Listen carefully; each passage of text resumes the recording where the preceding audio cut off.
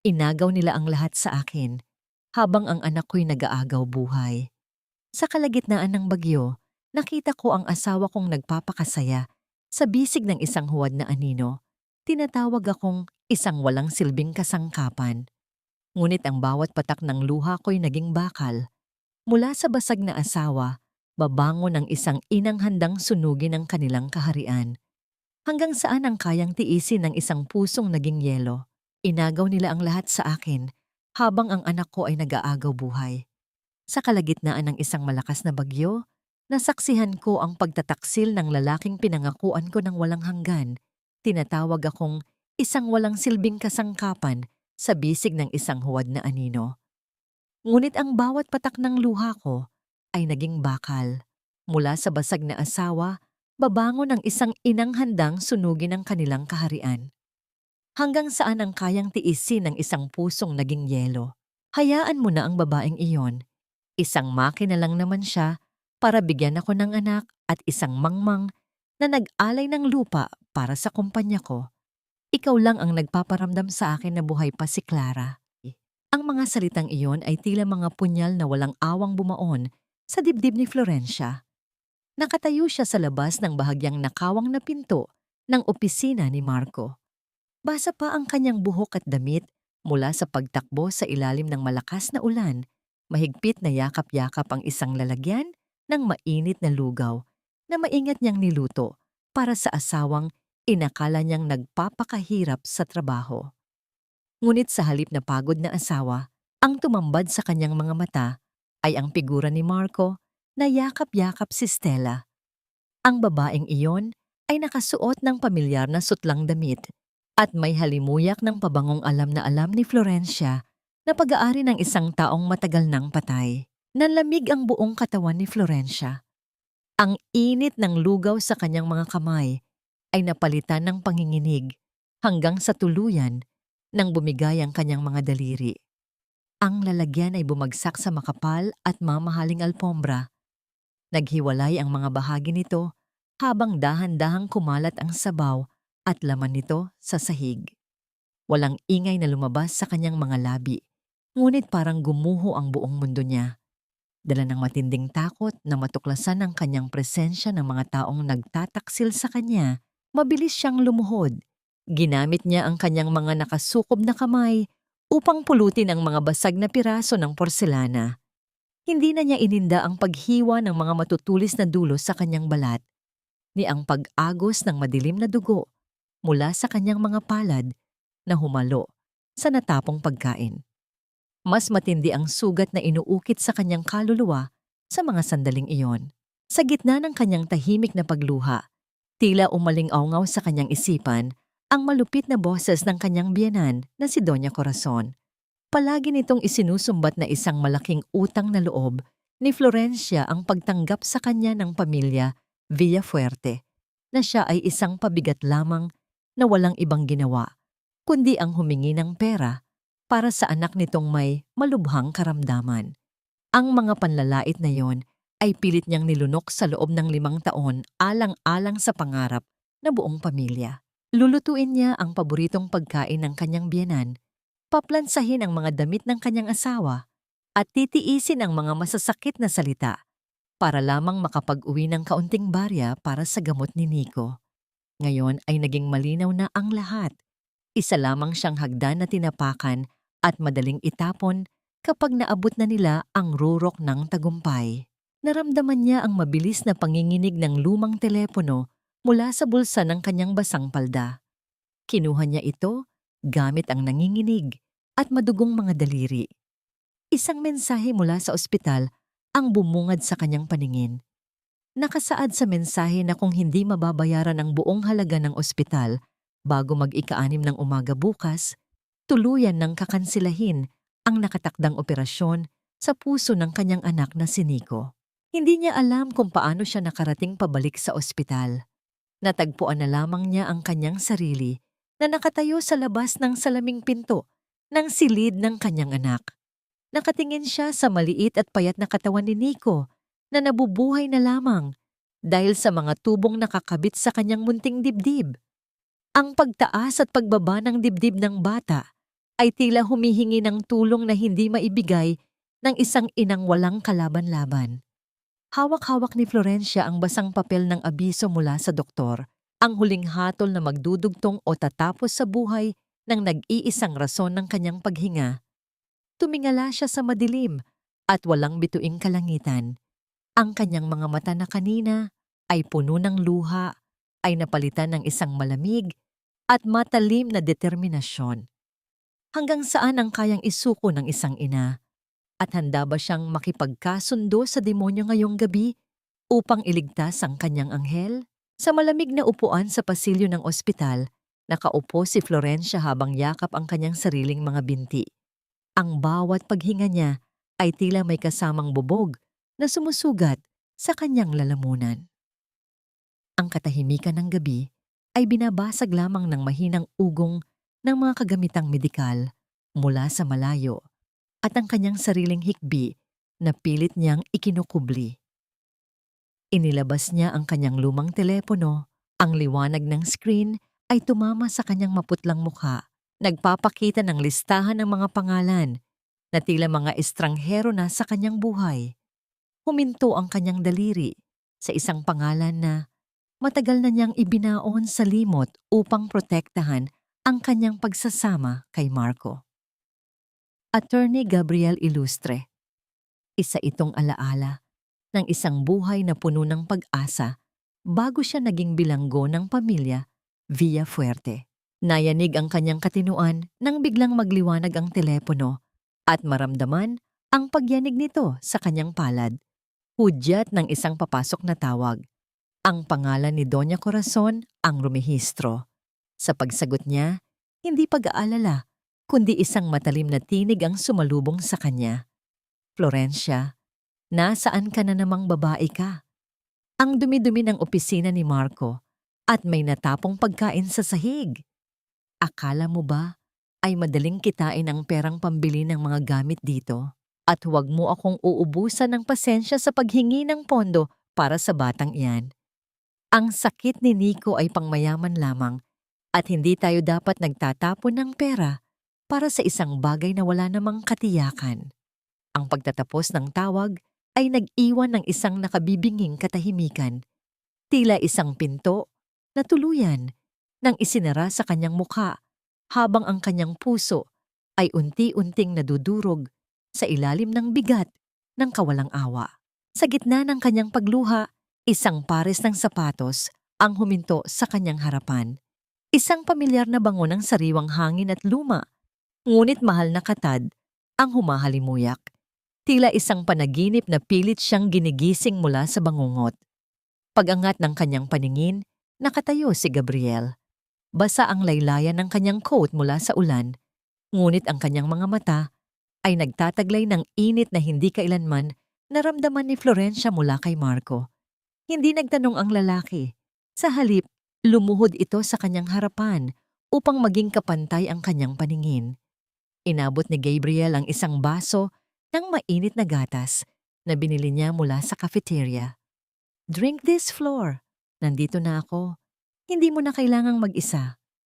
Ang malambot at baritono niyang tinig ay tila isang haplos sa sugatang kaluluwa ni Florencia dahilan upang tuluyan nang bumuhos ang lahat ng sakit na kanina pa niya kinikimkim. Ikinuwento ni Florencia ang lahat habang ang kanyang mga kamay ay patuloy na nanginginig. Inilabas ni Gabriel ang ilang mga dokumento na nakuha niya mula sa kanyang mabilis na pagsisiyasat sa kumpanya ni Marco. Habang binabasa ang bawat pahina, ang mukha ng abogado ay unti-unting nagdilim. Ang mga daliri ni Gabriel ay huminto sa isang dokumento ng pautang kung saan ang lagda ni Florencia ay malinaw na huwad. Magmula pa noong una, Flor, ginagamit na nila ang iyong pagkatao upang itayo ang kanilang kaharian. Ang mga lagdang ito ay hindi sa iyo. Pineke ni Marco ang iyong pahintulot sa bawat transaksyon. Kinuha ni Gabriel ang kanyang sariling coat at maingat na ipinatong sa mga balikat ni Florencia. Isang kilos na puno ng paggalang at proteksyon. Huwag kang mag-alala sa ospital. Ako na ang bahala sa lahat. Ngunit kailangan mong maging matatag. Ang laban na ito ay hindi na lamang tungkol sa pera, kundi tungkol sa iyong dangal bilang isang ina. Nang magsimulang sumilip ang unang liwanag ng umaga sa abot-tanaw, bumalik si Florencia sa mansyon ng mga Villafuerte. Ang bawat hakbang niya sa marangyang sahig ay tila pagtapak sa mga tinig. Ngunit ang kanyang likod ay hindi na kasing yuko ng dati. Pagpasok niya sa malawak na sala, ang lahat ng ilaw ay sabay-sabay na bumukas. Nagbubunyag kay Doña Corazon at Marco na nakaupo sa sofa na tila mga hukom na naghihintay ng makasalanan. Sa ibabaw ng lamesang kristal, may isang puting sobre na naghihintay sa kanya. Isang dokumento ng paghihiwalay na nais nilang pirirmahan niya upang tuluyan na siyang mawalan ng karapatan sa anumang ari-arian at sa kanyang sariling anak. Tiningnan ni Florencia ang dalawang tao sa kanyang harapan at sa unang pagkakataon, hindi takot ang nanaig sa kanyang puso, kundi ang malamig na apoy ng isang inang natututo ng lumaban. Tumayo si Marco mula sa kanyang pagkakaluklok sa sofa. Ang kanyang banta ay tila isang madilim na anino na bumabalot sa buong pagkatao ni Florencia. Ang lamig ng aircon sa loob ng malawak na sala ay hindi sapat upang palamigin ang nag-aapoy na tensyon sa pagitan nila. Sa tabi ni Marco, si Doña Corazon ay marangyang nakaupo, habang ang kanyang mga daliri ay dahan-dahang pinaglalaruan ang isang mamahaling kwintas na perlas. Ang bawat salita ni Marco ay tila mga latigo na humahampas sa dangal ni Florencia. Sinabi nito na ang pagpapakasal sa kanya ay isang malaking pagkakamali, na siya ay isang pabigat na walang ibang alam gawin, kundi ang ubusin ang yaman ng pamilya para sa isang batang wala namang katiyakan ang kinabukasan. Ayon kay Marco, ang pagpirma sa dokumento ng paghihiwalay ang tanging paraan upang mailigtas ang dangal ng mga Villafuerte mula sa isang babaeng galing sa putikan. Sa loob ng kanyang isipan, narinig ni Florencia ang banayad, ngunit matatag na tinig ni Attorney Gabriel. Huwag mong ipakita ang iyong mga kuko hanggat hindi pa handa ang bitag floor. Kailangan mong maging masunurin upang makuha natin ang mga ebidensyang kailangan natin. Huminga ng malalim si Florencia, pilit na pinipigil ang panginginig ng kanyang mga kamay na tila nais nang sumabog sa galit. Sa halip na sumigaw, hinayaan niyang dumaloy ang mga luha sa kanyang pisngi, isang huwad na kahinaan upang itago ang kanyang tunay na lakas. Dahan-dahan niyang kinuha ang mga dokumento mula sa lamesa.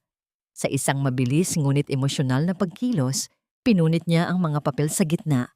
Ang tunay na ingay ng pagkasira ng papel ay tila musika sa kanyang pandinig, habang ang mga piraso nito ay dahan-dahang nahulog sa sahig.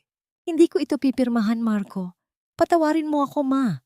Ang kanyang tinig ay basag, puno ng kunwaring desperasyon. Lumapit siya kay Doña Corazon at dahan-dahang lumuhod sa paanan nito.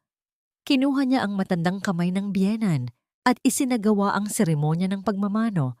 Ang pagdampi ng kamay nito sa kanyang noo ay tila pagdampi ng isang malamig na bakal. Ma, pakiusap, huwag ninyo kaming itaboy ni Nico. Gagawin ko ang lahat.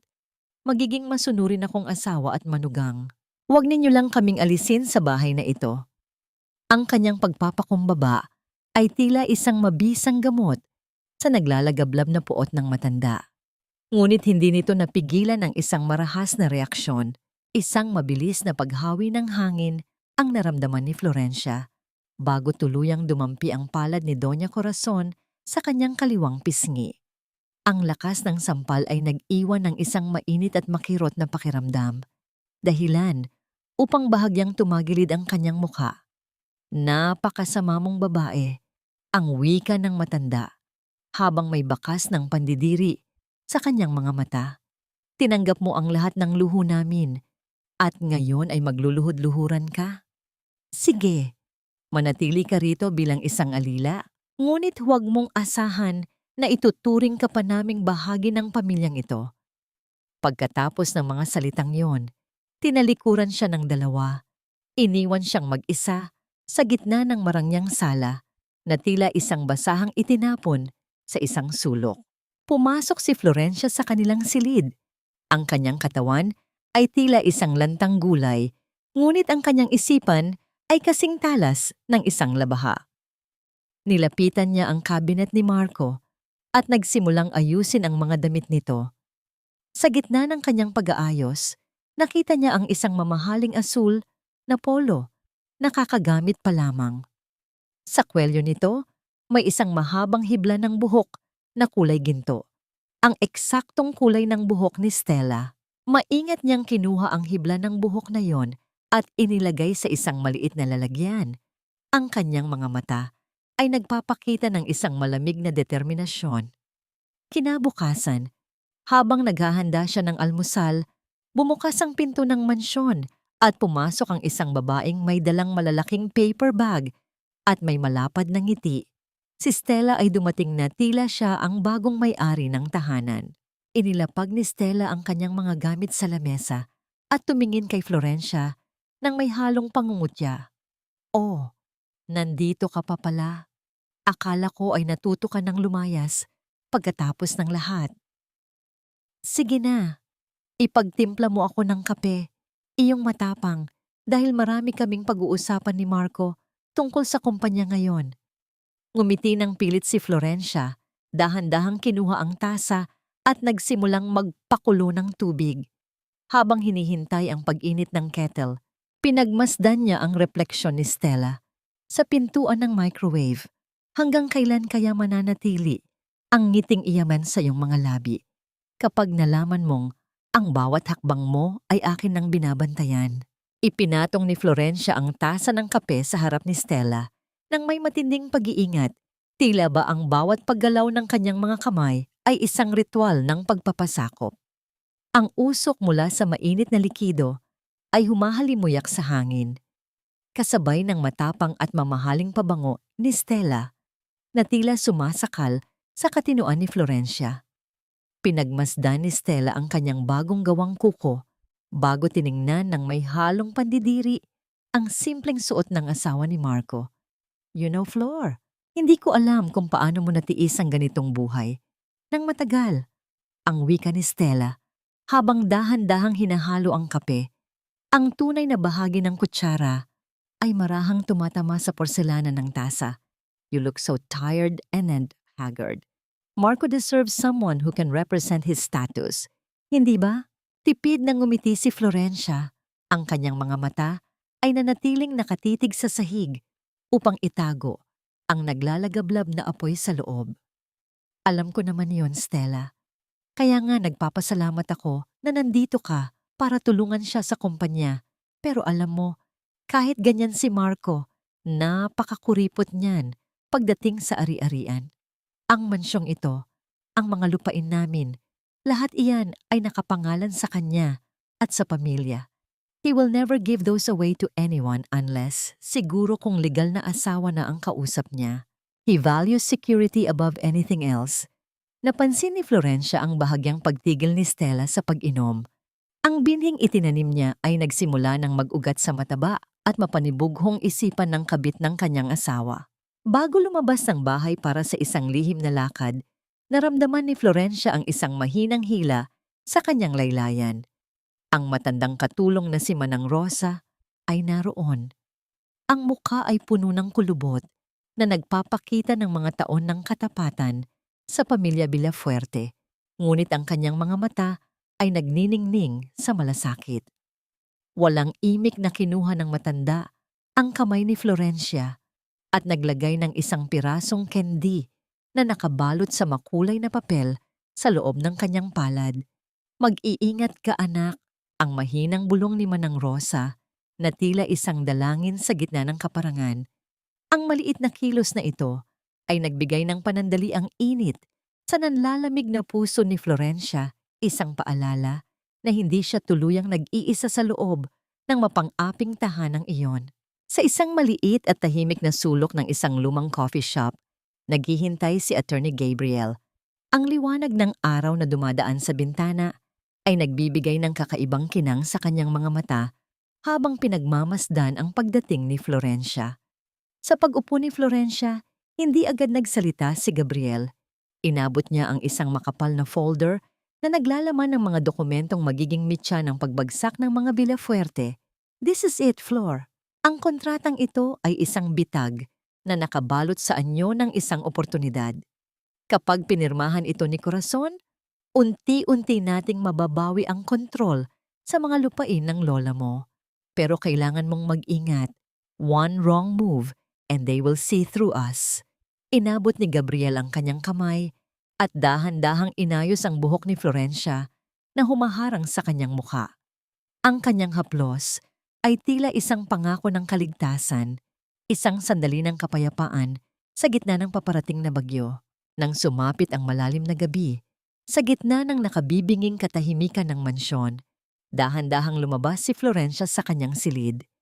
Ang bawat hakbang niya sa makinis na sahig ay tila paglakad sa ibabaw ng mga bubog, maingat na iniiwasan ang anumang ingay na maaring gumising sa mga natutulog na halimaw. Narating niya ang pintuan ng opisina ni Marco.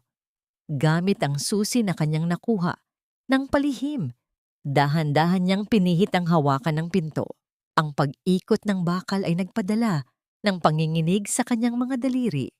Sa loob ng silid, ang tanging liwanag ay mula sa buwan na dumadaan sa mga siwang ng kurtina.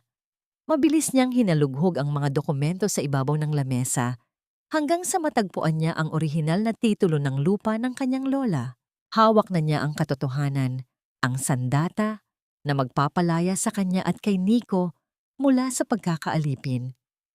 Ngunit bago pa man siya makakilos para lumabas, ang katahimikan ng gabi ay nabasag ng tunog ng pag-ikot ng hawakan ng pinto mula sa labas.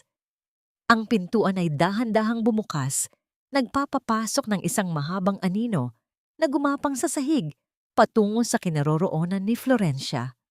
Nanigas ang kanyang buong katawan, ang kanyang puso ay tila nais nang kumawala sa kanyang dibdib habang ang figura sa pintuan ay unti-unting nakikilala sa dilim. Sino ang nangahas na pumasok sa silid na ito sa ganitong oras? At sapat ba ang kanyang mga dahilan upang makatakas sa paparating na paghatol?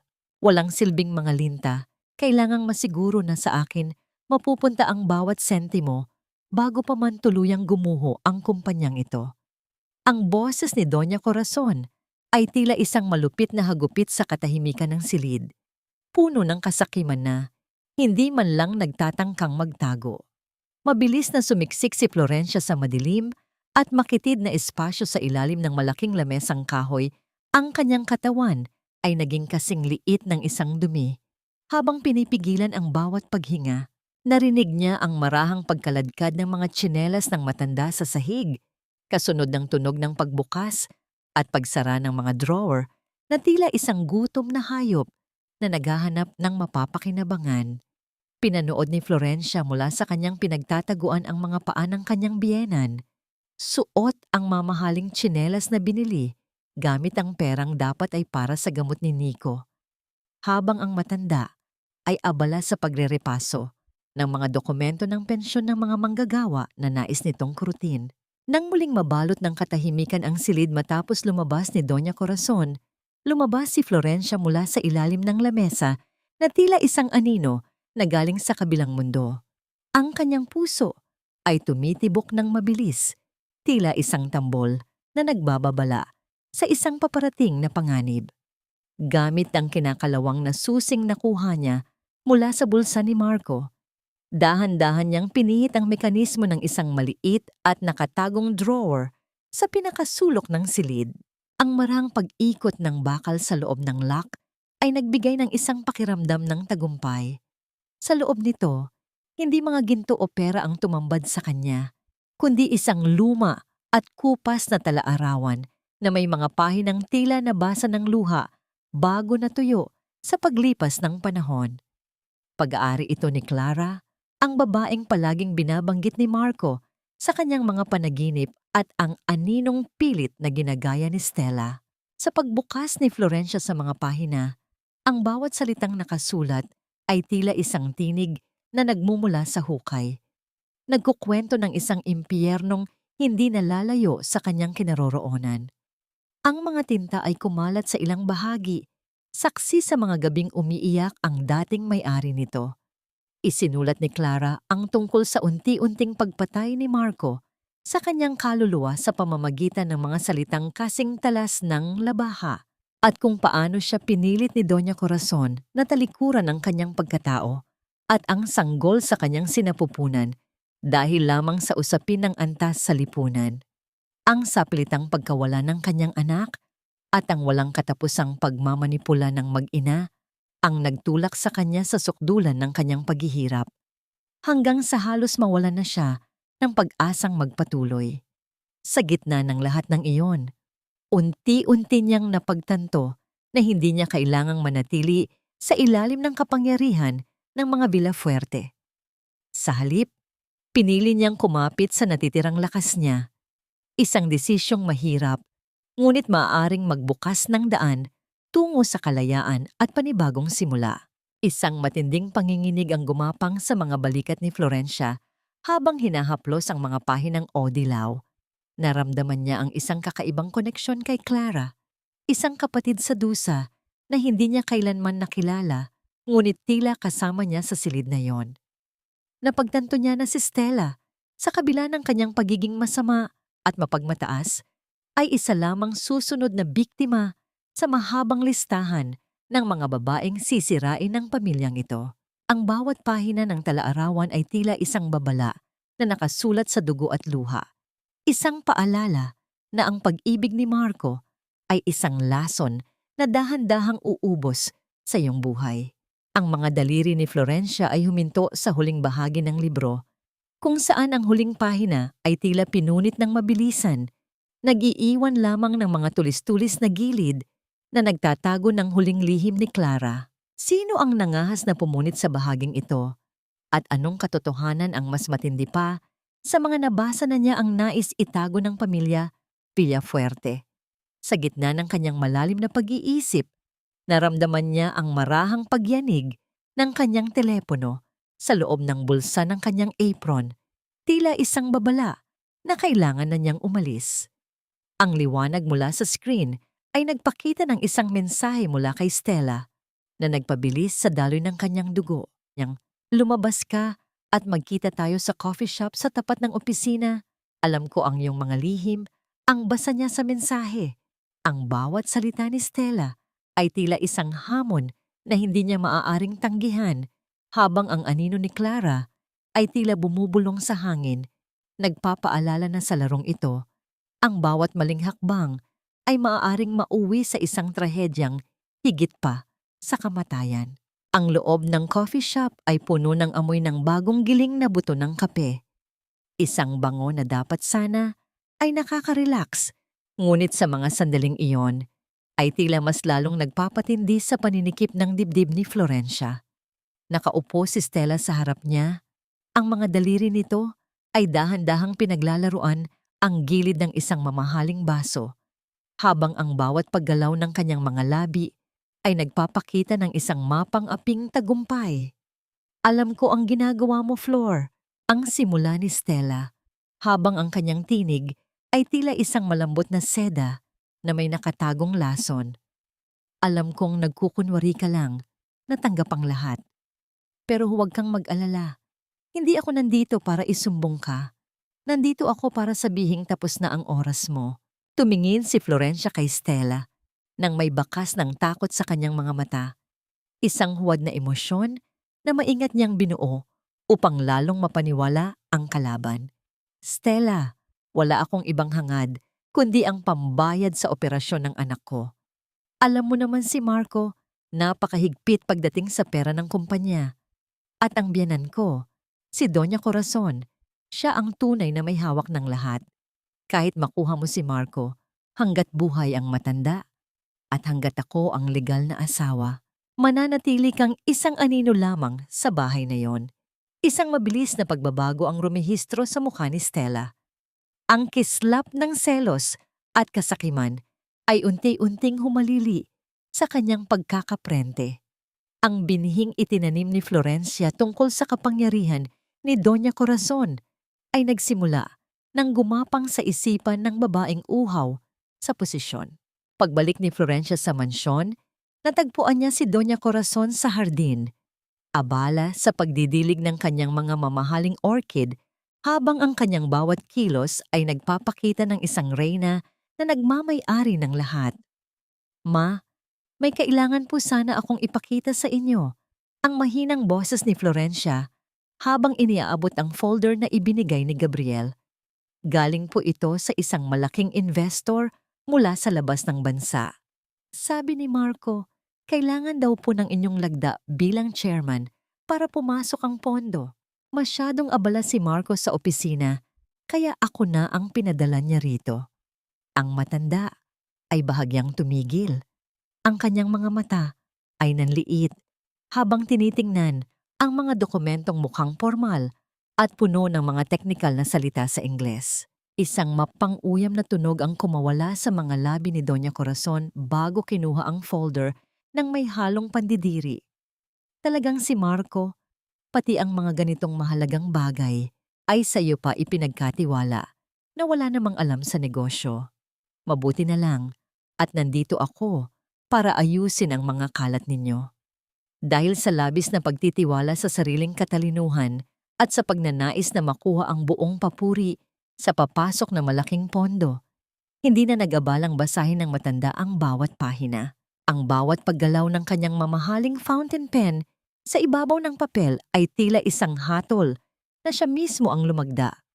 Ang tinta na dumikit sa puting pahina ay ang mitsang susunog sa kanyang kaharian, ngunit ang matanda ay nakangiti pa habang ibinabalik ang folder kay Florencia. Nang makalayo na si Florencia at makarating sa kanyang silid, mabilis niyang kinuha ang kanyang telepono. Marahang naramdaman niya ang pagyanig nito sa loob ng kanyang palad. Hudyat ng isang tawag mula kay Gabriel. Flor, ang boses ng abogado ay puno ng babala. Kailangan nating bilisan ang susunod na hakbang.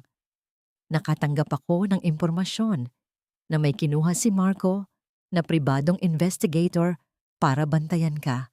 Nagsisimula na siyang magduda kung bakit bigla kang naging masunurin. Ang bawat salita ni Gabriel ay tila isang malamig na tubig na nagpabalik sa kaba ni Florencia.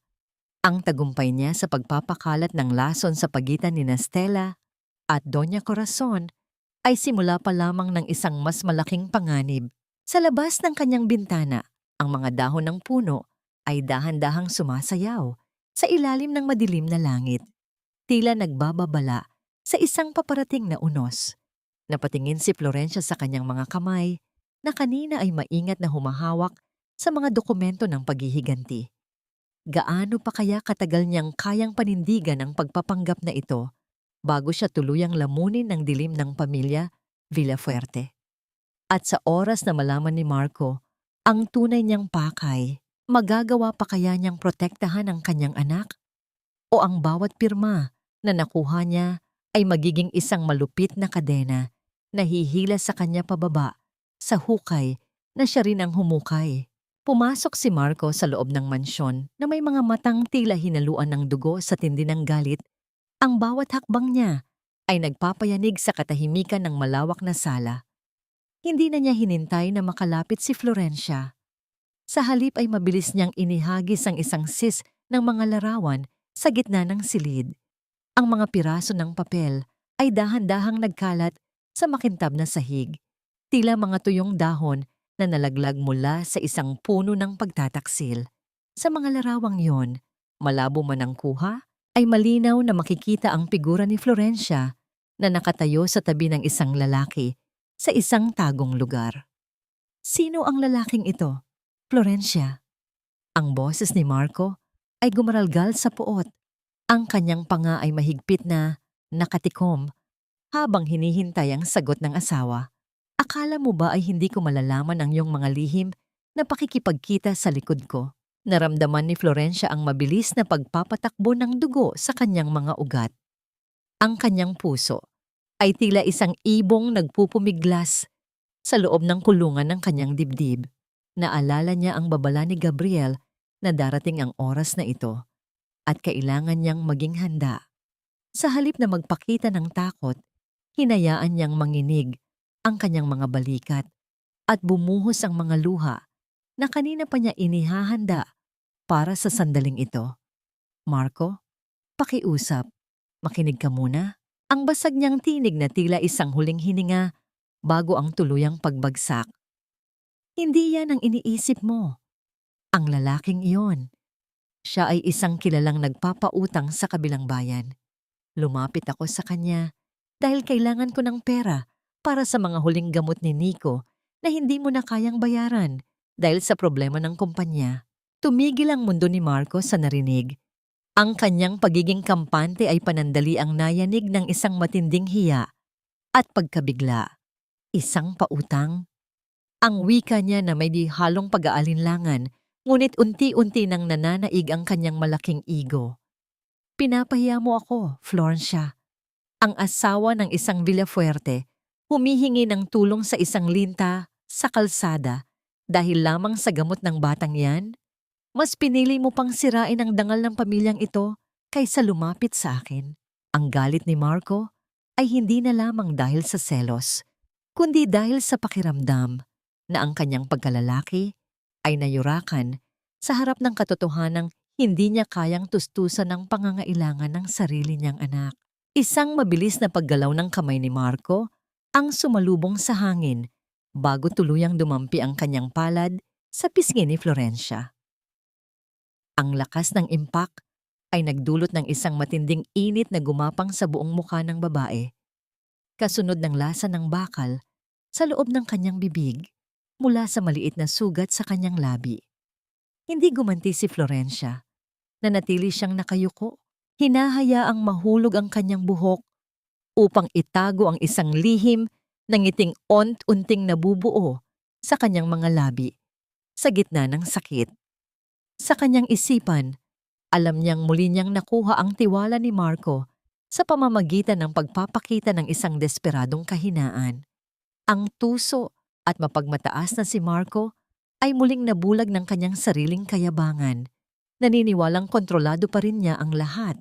Pag-alis ni Marco upang maglasing sa kanyang opisina, dahan-dahang lumuhod si Florencia upang pulutin ang mga larawang nagkalat sa sahig. Ang bawat pagdampot niya sa papel ay tila pagdampot sa mga piraso ng kanyang lumang pagkatao na dahan-dahan na niyang iniiwan. Tumingin siya sa malaking larawan ng kanilang pamilya na nakasabit sa dingding, kung saan lahat sila ay nakangiti, ngunit punong-puno ng pagkukunwari. Alam niyang malapit na ang katapusan ng sarswelang ito.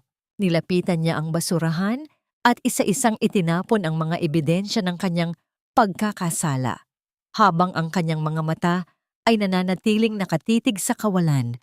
Nagpaplano ng susunod na hakbang sa larong ito ng buhay at kamatayan. Ngunit ang katahimikan ng gabi ay biglang nabasag ng maramdaman niya ang mabilis na pagyanig ng kanyang telepono sa loob ng kanyang bulsa. Isang tawag mula sa head nurse ng intensive care unit ang bumungad sa kanya. "Ma'am Flor, kailangan po ninyong pumunta rito sa lalong madaling panahon." Ang nagmamadaling tinig ng nurse sa kabilang linya. May isang babaeng nagngangalang Stella na nandito ngayon sa silid ni Nico. Sinasabi niya na siya ang magdedesisyon tungkol sa pagpapatuloy ng mga kagamitang medikal ng bata dahil sa utos ni Sir Marco. Ang mga salitang yon ay tila isang malamig na tubig na ibinuhos sa buong katawan ni Florencia, nagpapabilis sa tibok ng kanyang puso hanggang sa hindi na niya marinig ang sarili niyang paghinga. Anong karapatan ni Stella na hawakan ang buhay ng kanyang anak? At sapat ba ang bilis ni Florencia upang pigilan ang isang trahedyang hindi na maibabalik kailanman? Tila isang malakas na buhawi si Florencia na humahawi sa bawat tao sa pasilyo ng ospital. Ang kanyang mga hakbang ay hindi nakakikitaan ng pag-aalinlangan o takot. Ang bawat pagtapak ng kanyang suot na lumang tsinelas sa malamig na tile ay nagpapahiwatig ng isang inang handang pumatay para sa kanyang anak. Ang amoy ng gamot at kalinisan ng paligid ay tila sumasakal sa kanya, habang ang bawat segundo ay tila isang taon sa kanyang pakiramdam. Pagdating niya sa tapat ng pinto ng intensive care unit, natagpuan niya si Stella na nakatayo doon. Ang postura nito ay puno ng kumpiyansa, habang may hawak na ilang mga dokumento na tila ba siya ang may-ari ng buong pasilidad. Ang liwanag ng mga fluorescent lights sa itaas ay nagbibigay ng isang maputlang kintab sa mukha ni Stella na may nakapaskil na mapanguyam na ngiti. "Look who's here," ang wika ni Stella habang dahan-dahang itinatago ang ilang hibla ng kanyang buhok sa likod ng kanyang tainga. "You're too late, Flor. Marco already gave me the authority to handle all the expenses. At sa totoo lang, it's such a waste of money to keep this kid on life support. Marco and I need to focus on the company's future, hindi sa isang batang wala namang katiyakang gagaling. Ayon kay Marco, it's better to let go now than to suffer later." Ang bawat salitang lumalabas sa bibig ni Stella ay tila isang malupit na hagupit na nagpapakulo sa dugo ni Florencia. Ngunit sa halip na sumigaw, isang nakabibinging katahimikan ang bumalot sa paligid. Dahan-dahang lumapit si Florencia, ang kanyang mga mata ay nanatiling nakatitig ng diretso sa mga mata ni Stella. Isang tinging tila nagmumula sa kailaliman ng isang madilim na bangin. Bago pa man makakilos si Stella, marahas siyang hinawakan ni Florencia sa balikat at idiniin sa malamig na pader ng pasilyo. Ang puwersa ng pagkakaipit ay nagdulot ng panlalaki ng mga mata ni Stella at ang pagkawala ng kanyang mapang-aping postura. Hindi sumigaw si Florencia, sa halip inilapit niya ang kanyang mukha sa tainga ni Stella at bumulong sa isang tinig na kasing lamig ng yelo. "Alam ko kung paano namatay si Clara. Stella, alam ko ang ginawa ng pamilyang Villafuerte sa kanya. Kung sa tingin mo ay magagawa mo rin yan sa anak ko, nagkakamali ka. Bago mo patuluyang makuha ang gusto mo, sisiguraduhin kong sa kangkungan ka pupulutin, kasama ng lahat ng mga lihim na pilit mong itinatago." Naramdaman ni Florencia ang panginginig ng katawan ni Stella sa ilalim ng kanyang mga kamay. Ang takot na rumihistro sa mukha ng kabit ay sapat na upang malaman ni Florencia na tumama siya sa isang sensitibong bahagi ng nakaraan. Mabilis na kumalas si Stella at napatakbo palayo. Ang tunog ng kanyang mga mamahaling sapatos ay dahan-dahang naglaho sa dulo ng pasilyo habang hindi na niya nagawang lumingon pa. Naiwan si Florencia na hinihingal. Ang kanyang mga kamay ay nanginginig hindi dahil sa takot, kundi dahil sa matinding puot na pilit niyang kinokontrol. Dahan-dahan siyang sumandal sa pader. Ang kanyang lakas ay tila unti-unting nauubos hanggang sa maramdaman niya ang isang mainit na presensya sa kanyang tabi. Mula sa malayo, nakatayo si Gabriel. Ang kanyang anyo ay tila isang matatag na tore sa gitna ng kaguluhan. Matagal na siyang nandoon. Pinapanood ang bawat kilos ni Florencia ng may halong paghanga at sakit. Lumapit siya ng dahan-dahan at ipinatong ang kanyang malapad na palad sa balikat ni Florencia na tila tumigas sa tindi ng tensyon. "Flor, sapat na yon. Ligtas na si Nico." Ang mahinahon niyang boses ay tila isang haplos na nagpatahimik sa nagngangalit na puso ni Florencia. Isang mahabang buntong hininga ang kumawala sa mga labi ni Florencia bago niya hinayaang pumatak ang isang butil ng luha.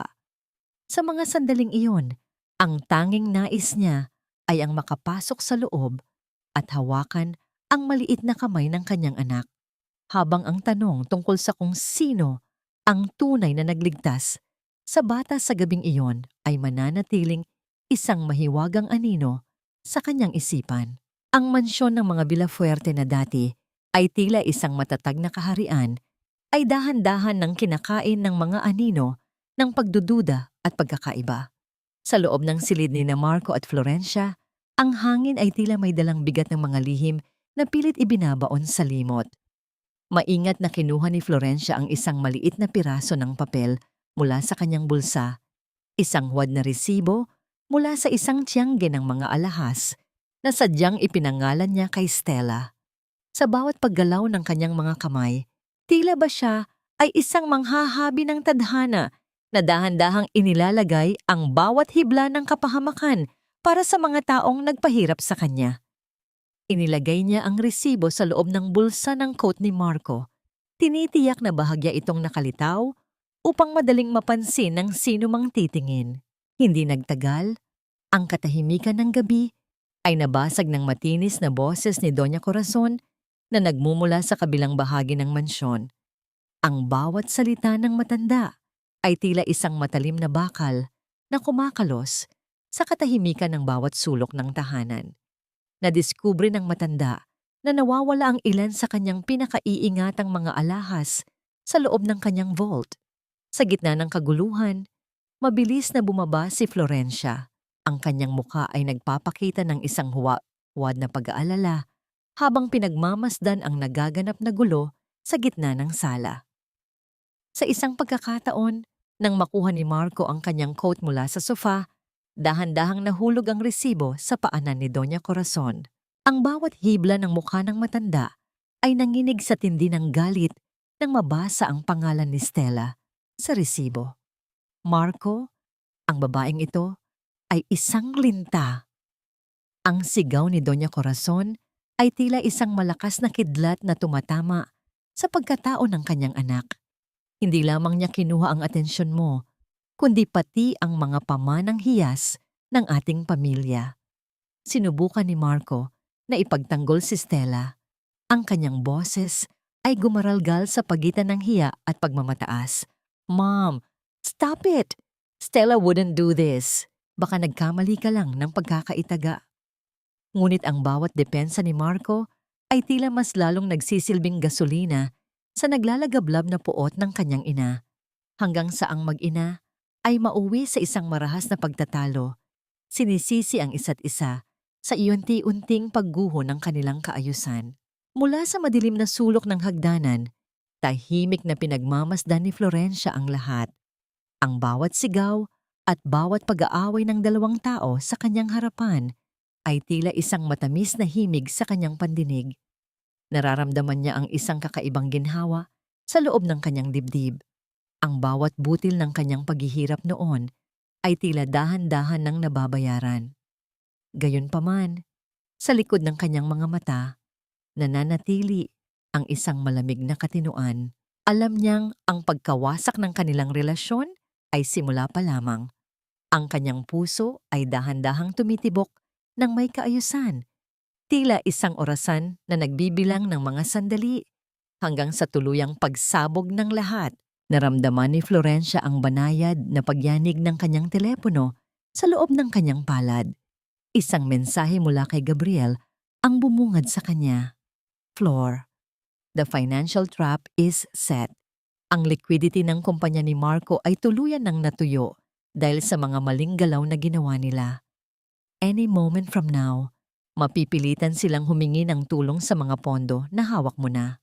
Ang bawat salita ni Gabriel ay tila isang mainit na haplos na nagbibigay sa kanya ng lakas upang ipagpatuloy ang mapanganib na larong ito. Ngunit ang sandali ng kanyang pananahimik ay nabasag nang pumasok si Marco sa kanilang silid. Ang mga mata nito ay punong-puno ng galit at desperasyon. Tila isang sugatang hayop na wala ng matakbuhan. Marahas na hinawakan ni Marco ang mga balikat ni Florencia at itinulak ito sa ibabaw ng kanilang kama. Ang bawat paghinga ni Marco ay tila isang nagbabagang apoy na tumatama sa mukha ni Florencia habang inilalabas nito ang isang dokumento ng personal na garantiya. "Pirmahan mo ito, Florencia." Ang wika ni Marco na may halong banta at pagmamakaawa. "Kailangan ko ang lagda mo upang makakuha ng loan para sa kumpanya. Kung hindi mo ito pipirmahan, ipapatigil ko ang lahat ng life support ni Nico sa ospital ngayong gabi rin." Ang bawat salita ni Marco ay tila isang malupit na hatol na nagpabitaw sa huling piraso ng pag-asa ni Florencia. Ang kanyang mundo ay tila muling nanganib na gumuho habang ang nangiti ng tagumpay ay dahan-dahang naglalaho sa kanyang mga labi sa harap ng isang katotohanang hindi niya inaasahan. Pipiliin ba niya ang kalayaan ng kanyang sarili o ang bawat pintig ng puso ng kanyang kaisa-isang anak? Nakatitig si Florencia sa dulo ng bulpen na tila ba ito ay isang matulis na punyal na nakatutok sa kanyang lalamunan. Ang bawat paghinga ni Marco sa kanyang likuran ay may dalang amoy ng alak at desperasyon, isang nakasusukang timpla na nagpapabilis sa paninikip ng kanyang dibdib. Sa harap niya ay ang dokumento ng personal na garantiya, isang kasunduan na magtatali sa kanya sa mga utang ni Marco habang buhay. Pirmahan mo na yan, Flor, ang utos ni Marco. Ang kanyang boses ay isang garalgal na bulong na puno ng pagbabanta. Huwag mo akong subukan. Isang tawag ko lang sa ospital at sisiguraduhin kong wala ng hangin na dadaloy sa mga tubo ni Nico. Piliin mo ang iyong pirma o ang huling hininga ng anak mo. Ang bawat butil ng luha ni Florencia ay pumatak sa maputing papel. Lumilikha ng maliliit na bilog na tila mga mantsa ng kanyang pagdurusa. Nararamdaman niya ang matinding panginginig ng kanyang mga kamay. Ang bawat kalamnan sa kanyang katawan ay tila nagre-rebelde sa utos ng kanyang isipan.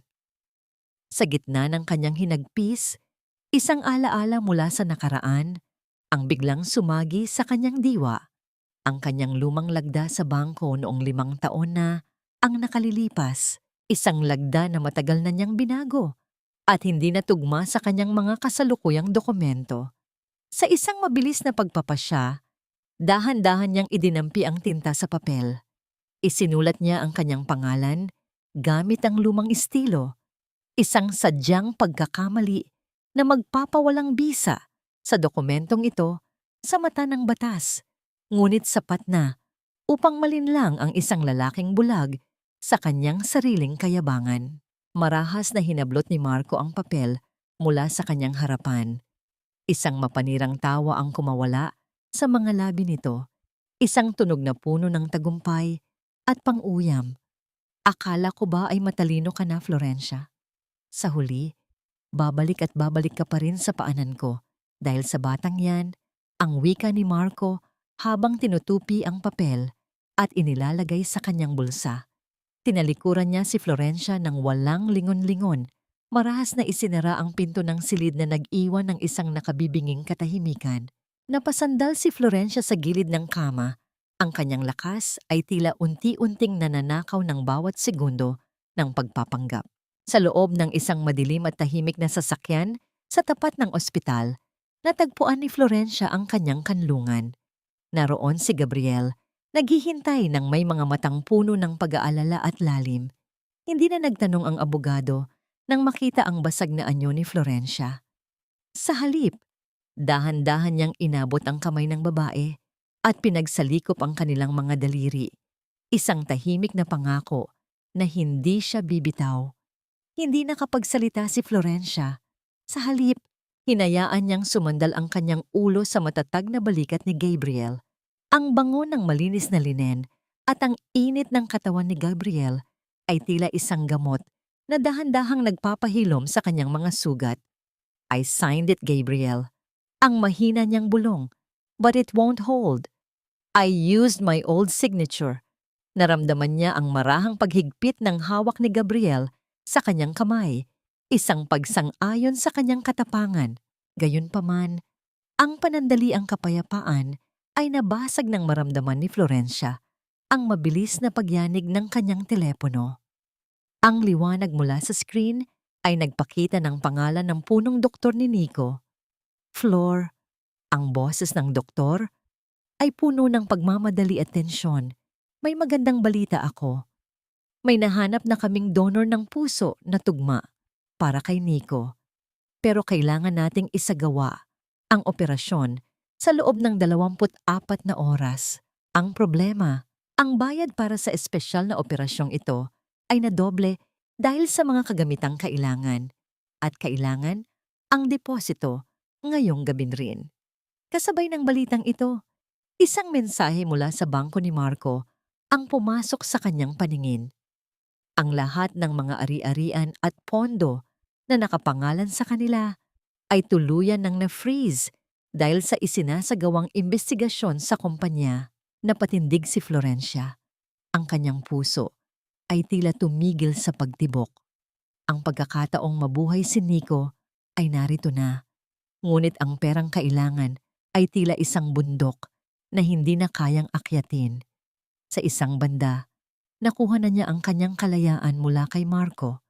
Ngunit sa kabilang banda, Ang presyo ng kalayaang yon ay tila ang mismong buhay ng kanyang anak.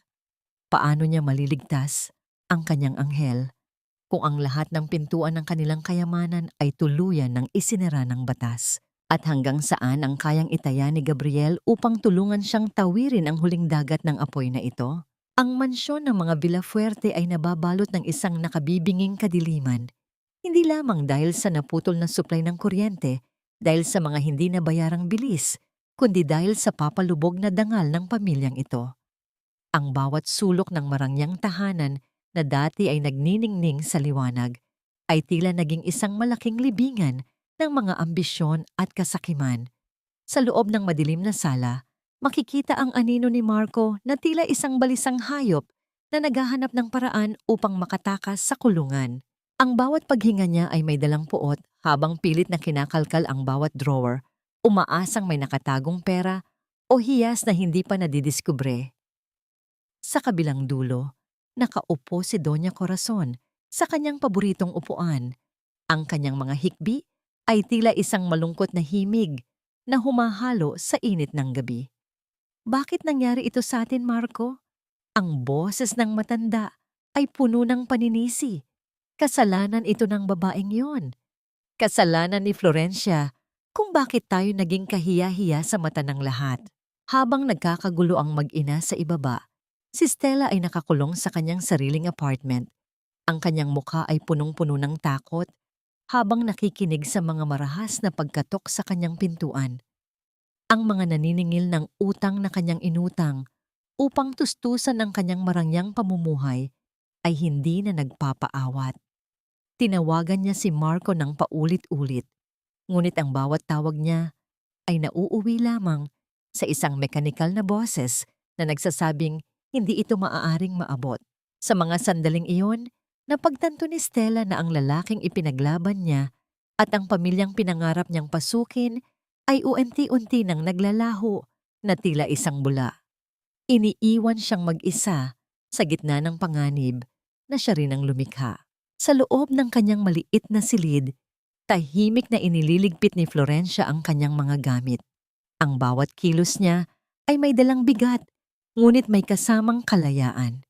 Hindi ang mga mamahaling alahas o ang mga sutlang damit ang kanyang inilalagay sa loob ng kanyang luma at sarsang valley. Sa halip, ang kanyang mga kamay ay maingat na humahawak sa mga munting damit na isinuot ni Nico nung ito ay sanggol pa lamang at ang mga mahahalagang dokumento na ibinigay sa kanya ni Gabriel. Ang bawat tupi ng damit ay tila isang pag-aayos ng kanyang sariling buhay. Iniiwan ang lahat ng pait at sakit na naranasan niya sa loob ng mansyong ito. Ang kanyang puso ay nananatiling matatag, tila isang bato sa gitna ng rumagasang baha, handa nang humarap sa huling yugto ng kanyang pakikipaglaban. Bago siya tuluyang lumabas, pumasok sa silid si Manang Rosa. Ang matandang katulong ay may dalang isang maliit na balutan ng pagkain at ang kanyang mga mata ay nagniningning sa mga luhang hindi na mapigilan. Maingat na kinuha ni Florencia ang mga kamay ng matanda at inilagay doon ang isang sobrang naglalaman ng kanyang huling ipon. Manang, umalis na po kayo rito bago pa maging mas malala ang lahat bukas. Ang mahinang bulong ni Florencia na puno ng pasasalamat. Mag-iingat po kayo palagi.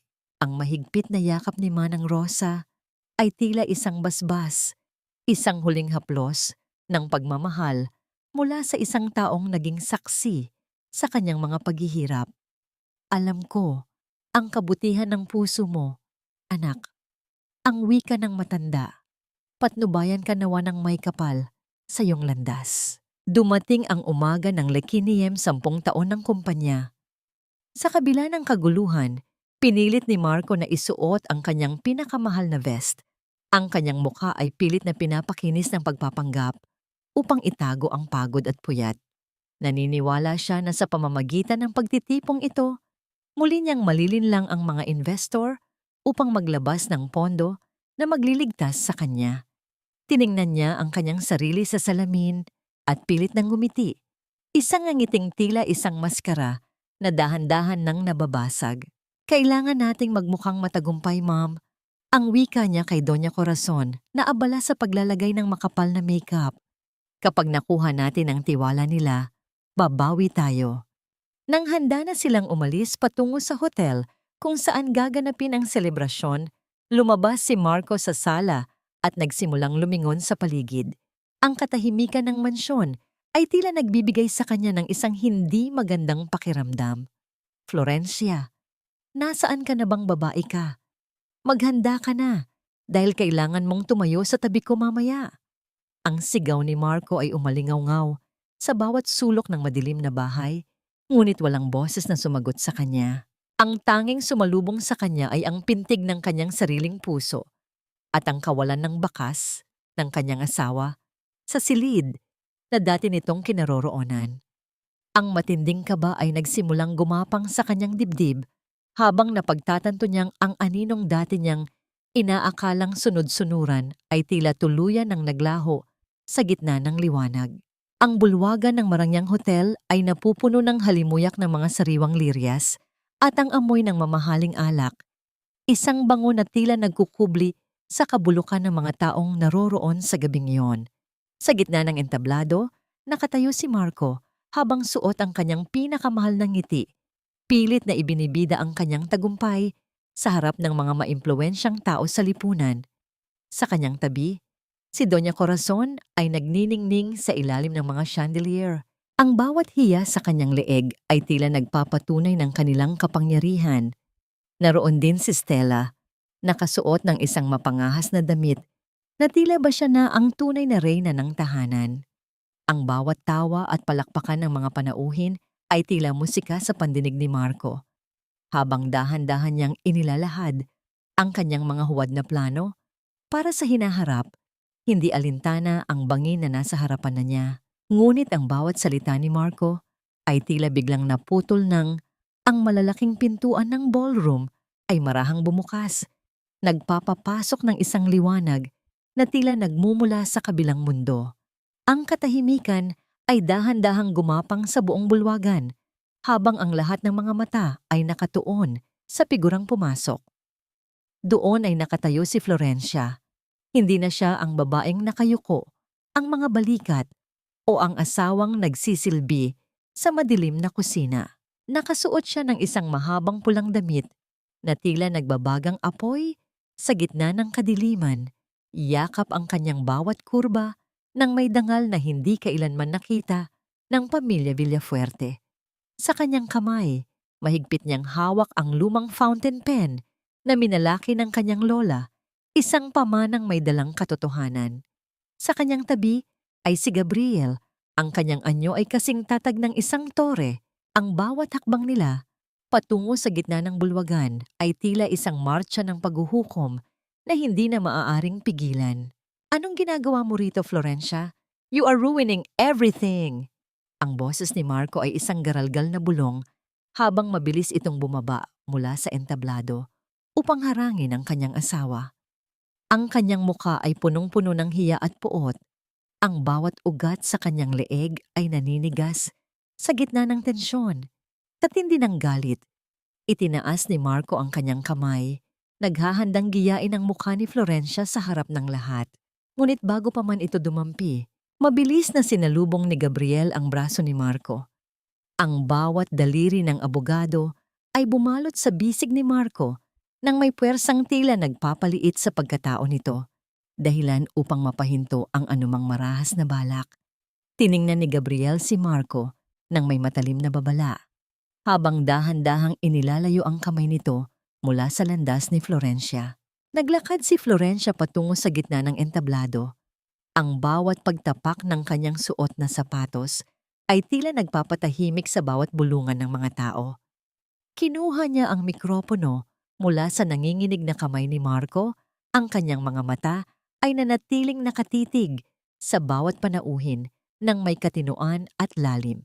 Sa isang pagkakataon, ang lahat ay tila huminto sa paghinga.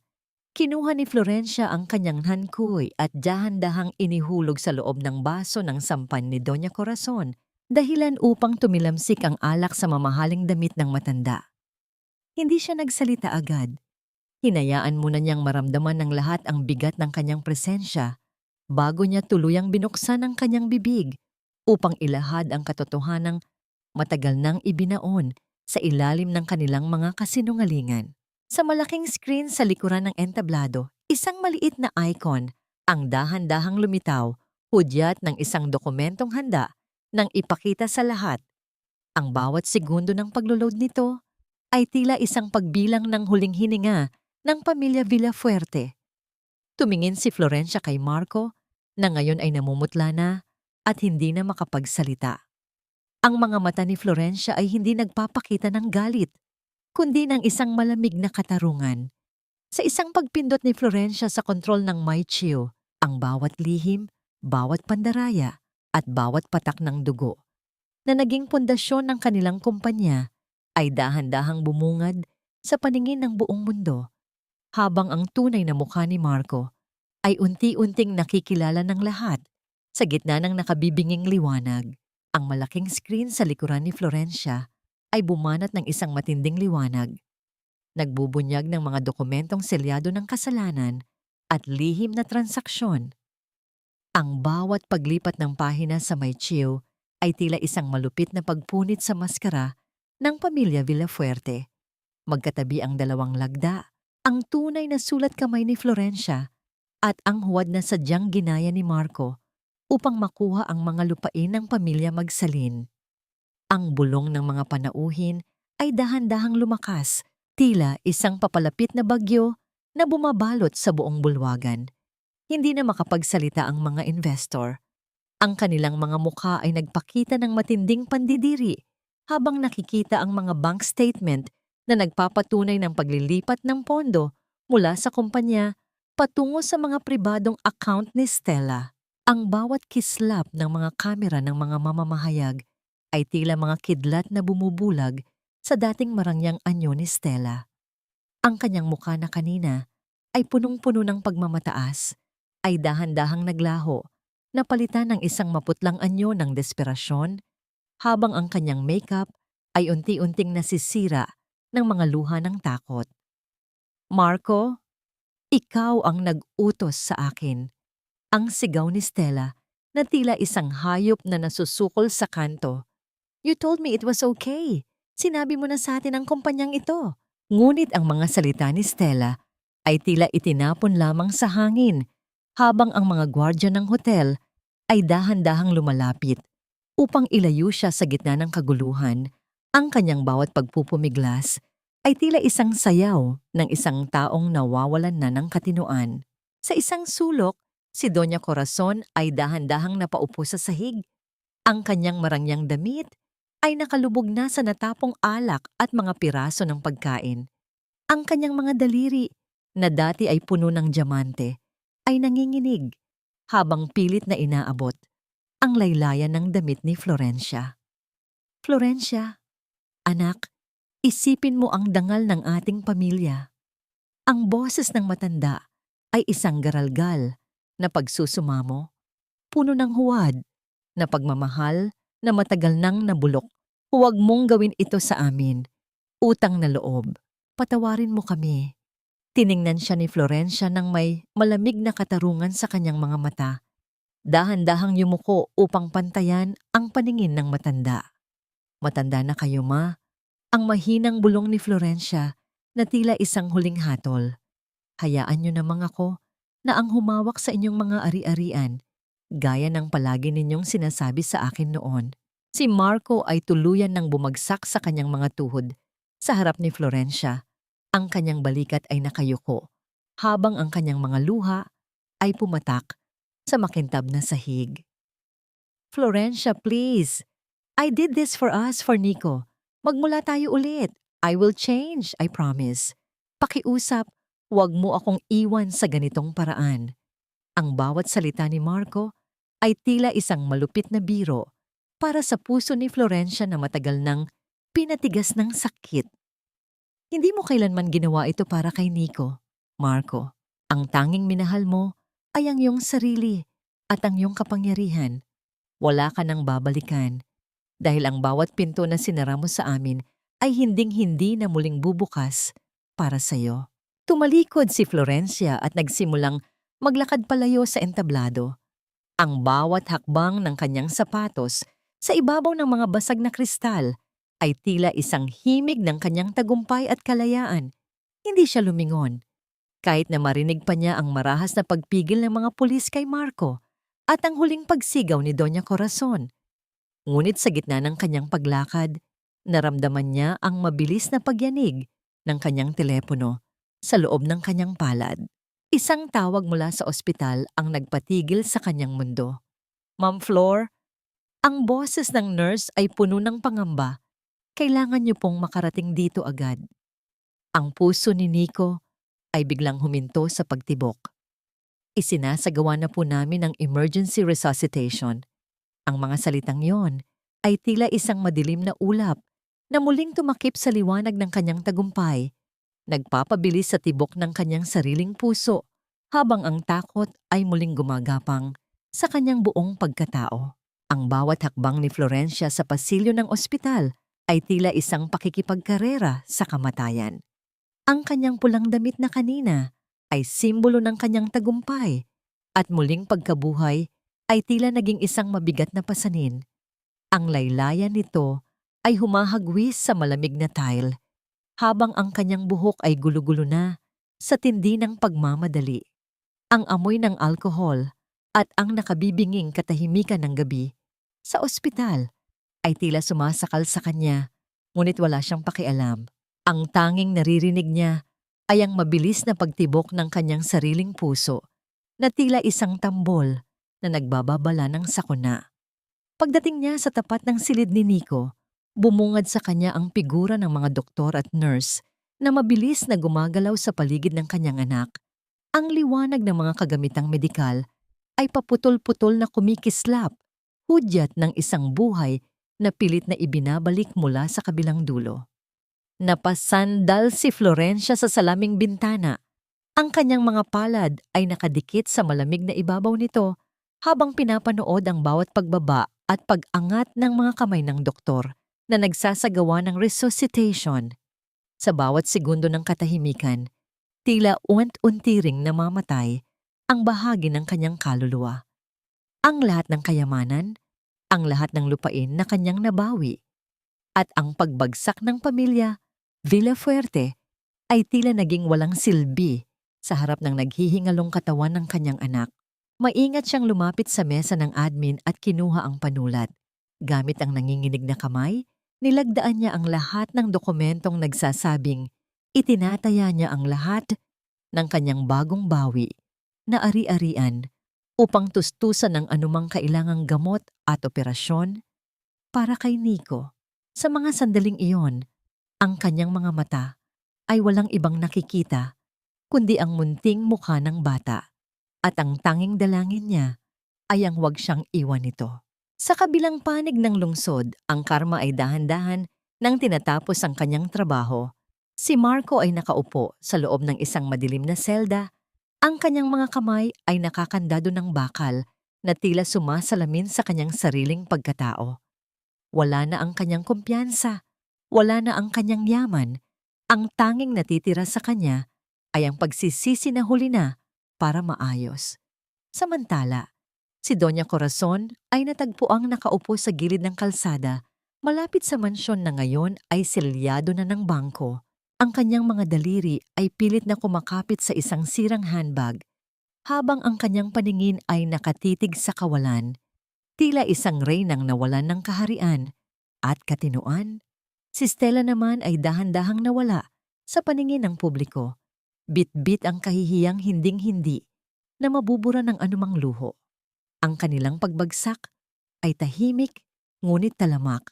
Isang patunay na ang masamang pundasyon ay hinding-hindi makatatagal sa bagyo ng katotohanan. Naramdaman ni Florencia ang isang mainit at matatag na presensya sa kanyang likuran. Si Gabriel ay naroon, hindi bumibitaw. Tila isang angkla sa gitna ng nagngangalit na dagat. Dahan-dahang inabot ni Gabriel ang mga kamay ni Florencia na kanina pa nakakuyom ng mahigpit. Inilapat niya ang kanyang mga palad sa mga daliri ni Florencia.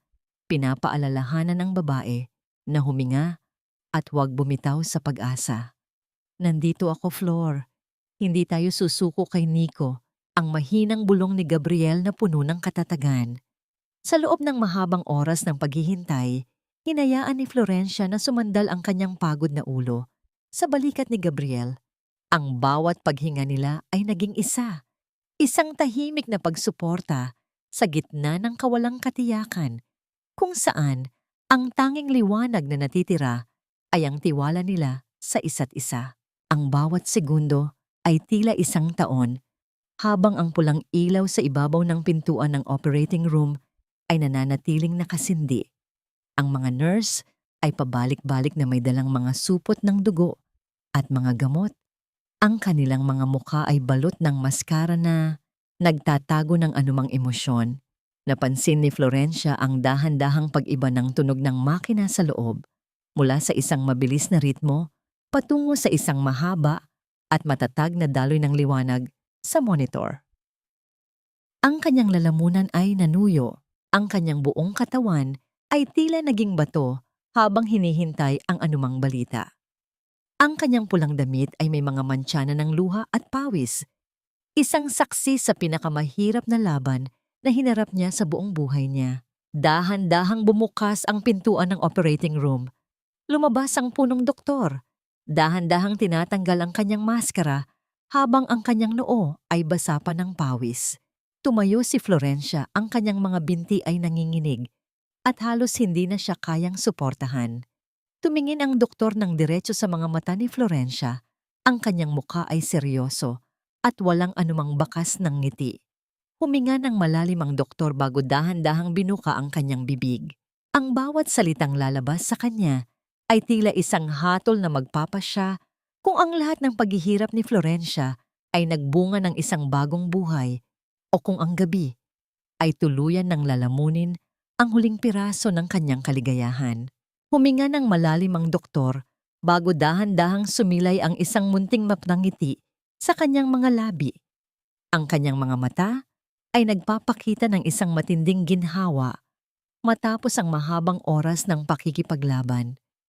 Matagumpay ang operasyon, Florencia, ang mahinahon niyang wika na tila isang himig mula sa langit.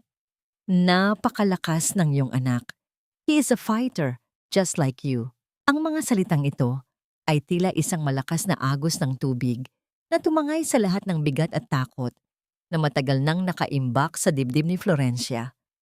Tuluyan nang bumigay ang kanyang mga tuhod at dahan-dahan siyang napaluhod sa malamig na sahig ng ospital, hindi dahil sa panghihina, kundi dahil sa matinding pasasalamat na hindi kayang sambitlan ng anumang salita.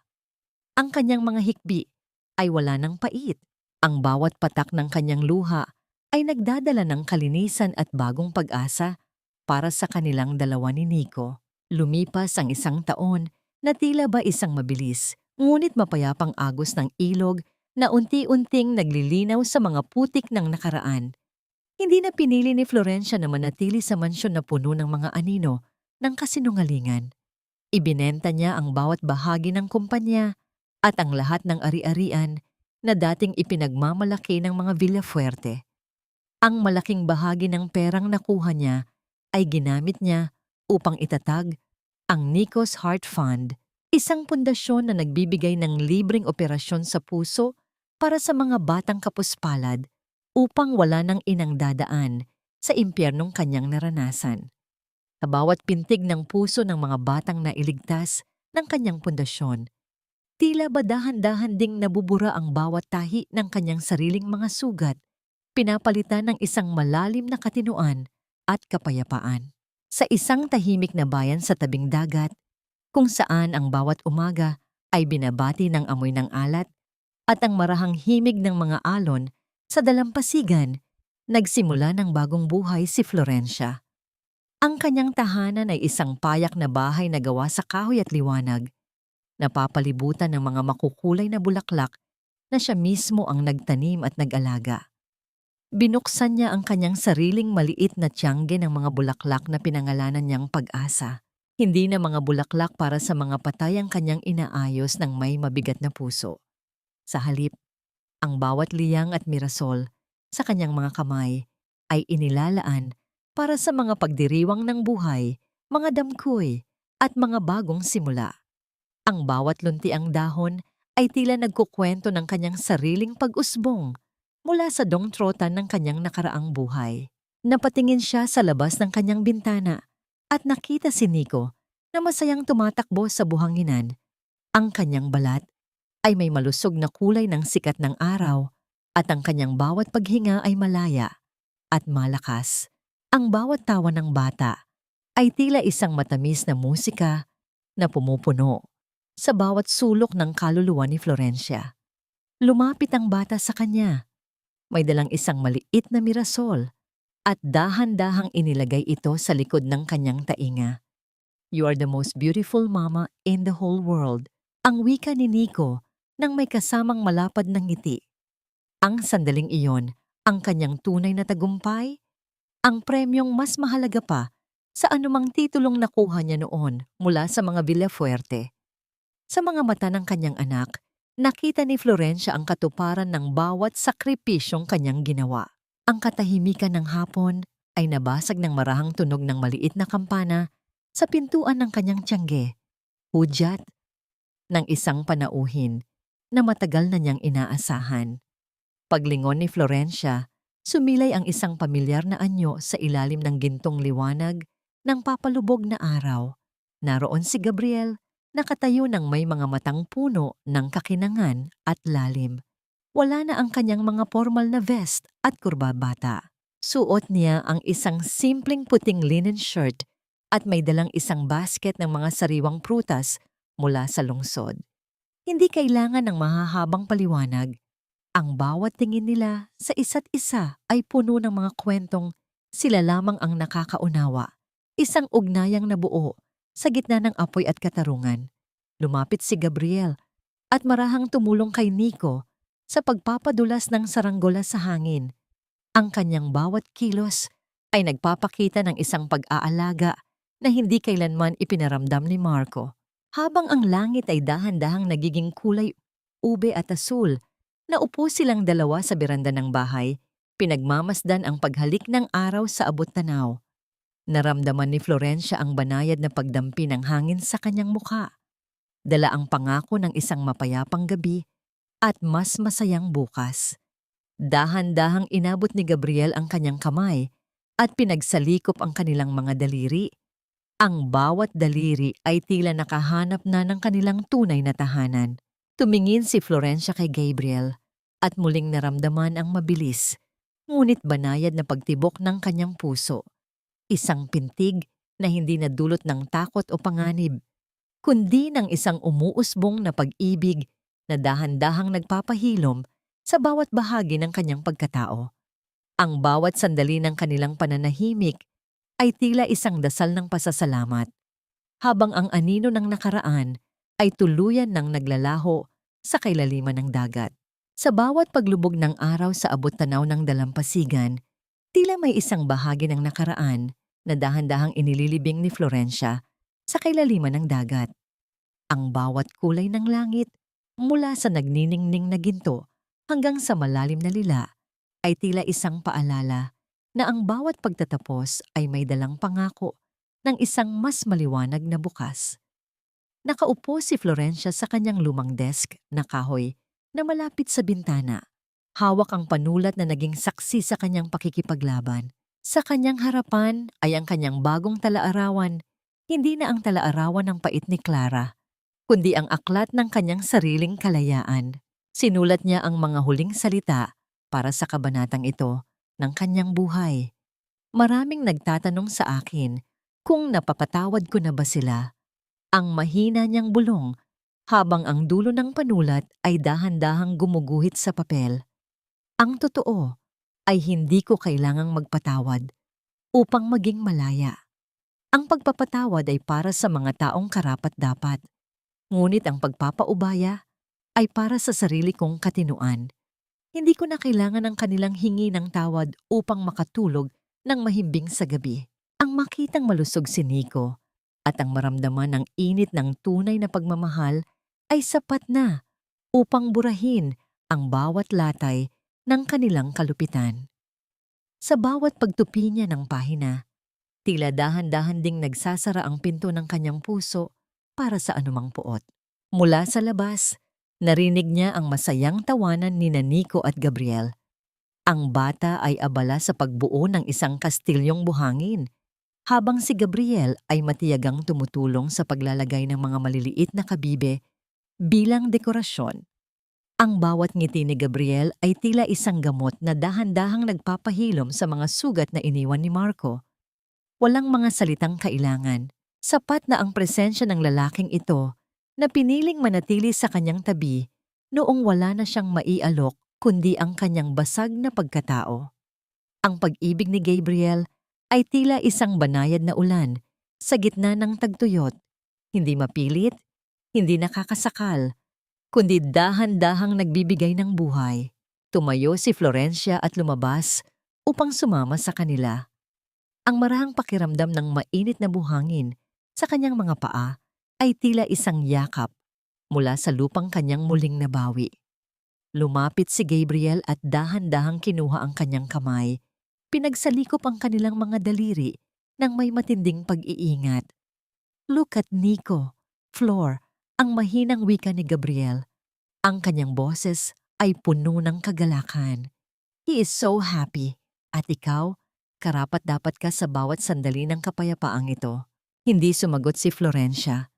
Sa halip ay dahan-dahan niyang isinandal ang kanyang ulo sa matatag na balikat ni Gabriel. Ninanamnam ang amoy ng dagat at ang init ng pag-ibig na matagal niyang ipinagkait sa kanyang sarili. Sa huling sandali ng liwanag, napagtanto ni Florencia ang tunay na aral ng kanyang paglalakbay.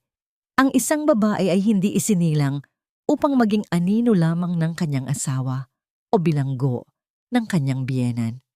Ang tunay na lakas ay hindi nasusukat sa haba ng pagtitiis, kundi sa tapang na tumayo at lumakad palayo kapag ang pag-ibig ay naging isang kadena na.